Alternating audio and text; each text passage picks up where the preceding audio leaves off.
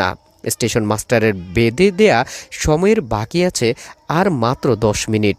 তিনি ঘড়ি দেখতে দেখতে এসে বসলেন ওনার আগের সিটে এবং বসতে গিয়ে হঠাৎ দেখলেন ওনার পাশে এক বৃদ্ধা মহিলা বসে আছেন। উনি গলা খাগটি দিয়ে দিয়ে গিয়ে বসে পড়লেন মহিলার পাশে। এই ঠান্ডায় মহিলা অনেকটা কুঁকড়ে আছেন, সাদা শাড়ি পরে আছেন তিনি, মুখ অনেকটা ঢাকা ঘুমটার আড়ালে। রাজু সাহেব ভাবতে লাগলেন এই শুনশান রাতে মহিলা বসে আছেন কেন, কে তিনি, কেন এলেন এখানে। এমনটা ভাবতে ভাবতেই মহিলা নিজেই বললেন, ভাবছো তো কেন আমি এখানে। শুনেই রাজু সাহেব বেশ চমকে উঠলেন। মহিলার গলার আওয়াজ অনেক ভাঙা, শুনে মনে হচ্ছে উনি অনেক কষ্ট করে কথা বলছেন। কথাটা বলেই তিনি রাজু সাহেবের দিকে তাকালেন। রাজু সাহেব সেই দৃষ্টির দিকে বেশিক্ষণ তাকিয়ে থাকতে পারলেন না। ভয় শরীরের ভেতরটা ঘেমে উঠল।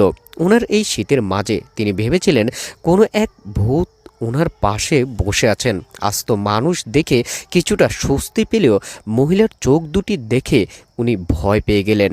আমি সুনামগঞ্জ যাব বাবা, সেখানে আমার ছেলের কাছে যাব। শুনেছি ট্রেন আসতে অনেকক্ষণ বাকি, তাই আমি ঘর থেকে বের হয়েছি দেরিতে, এখন আসলাম।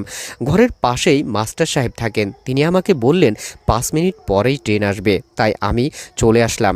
আপনার কোনো অসুবিধা নেই তো এখানে বসলে? বলেই জলজল চোখে তাকালেন বিদ্যা রাজু সাহেবের দিকে। রাজু সাহেব বেশ অস্বস্তি হলো এই প্রশ্ন শুনে। তিনি মনে মনে অনেক কিছু চিন্তা করলেও ভদ্রতার খাতিরে বললেন, না না, কোনো সমস্যা নেই, আপনি বসলে। আমি তো এখানে বসার সিট দখল করে রাখতে আসিনি, বলেই বইটা খুলে পড়তে শুরু করে দিলেন। আর মিনিট খানেক পরেই ট্রেন আসলো। তিনি টকবগির সামনের একটা সিটে বসেছিলেন। টকবগিটা এসে থামলো উনার সামনেই। উনি আস্তে করে উঠে পড়লেন ট্রেনে। উনার পিছু পিছু বৃদ্ধা মহিলাটাও উঠে পড়লেন। ওনাদের সিট একই বগিতে পড়েছে এবং যথারীতি সেই বগিতে আর কোনো মানুষজন নেই।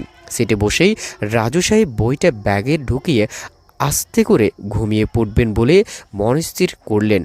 তিনি বই ব্যাগ গুছিয়ে বসতে যাবেন, এমন সময় স্টেশন মাস্টারের রুমের বসে থাকা সেই পাগলি রাজু সাহেবের বগির বাইরে থেকে জানালা দিয়ে রাজু সাহেবকে চিৎকার করে বলতে লাগলো, এই তুই যাইস না, এই তুই যাইস না এই ট্রেনে, এই ট্রেন তোর লাইগা আহে নাই, এটারে তোরে শেষ কইরা দিব, তুই যাইস না, অমঙ্গল হইব, ঘোর অমঙ্গল।